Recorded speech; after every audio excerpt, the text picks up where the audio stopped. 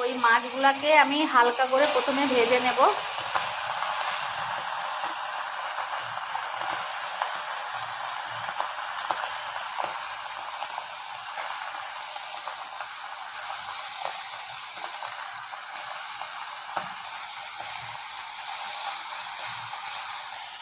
তো হালকা করে ভেজে নিচ্ছি, তারপর এটাকে সর্ষের ঝাল করব। তো হালকা করে মাছটাকে প্রথমে ভেজে নিতে হবে।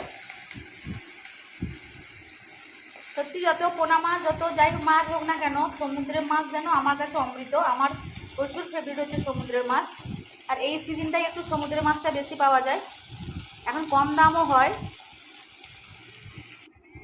এই মাছগুলো কি মাছ জানো? এই মাছগুলো হচ্ছে মুকুন্দি মাছ। তো এই মাছের আজকে আমি রেসিপি তোমাদেরকে করে দেখাবো, সেটা হচ্ছে সর্ষের ঝাল। তোমাদেরকে দেখাচ্ছি করে। তো প্রথমে তার জন্য আমি মাছগুলোকে ভেজে রেখেছিলাম। তারপর আমি তেল গরম করে পেঁয়াজ টমেটো হালকা করে ভেজে নেব।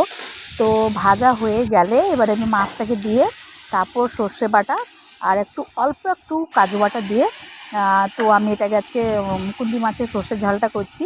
তো তোমরা দেখো আমি সর্ষে বাটা আর কাজু বাটাটাও দিয়েছি তো মাছের ওপরে। তো এইভাবে সমুদ্রের মাছটা রান্না করলে সত্যি অসাধারণ লাগে খেতে। তো যাই হোক, আমি এইভাবে আজকে মুকুন্দি মাছটা রান্না করলাম, তোমাদের সাথে সর্ষের ঝাল করে দেখালাম।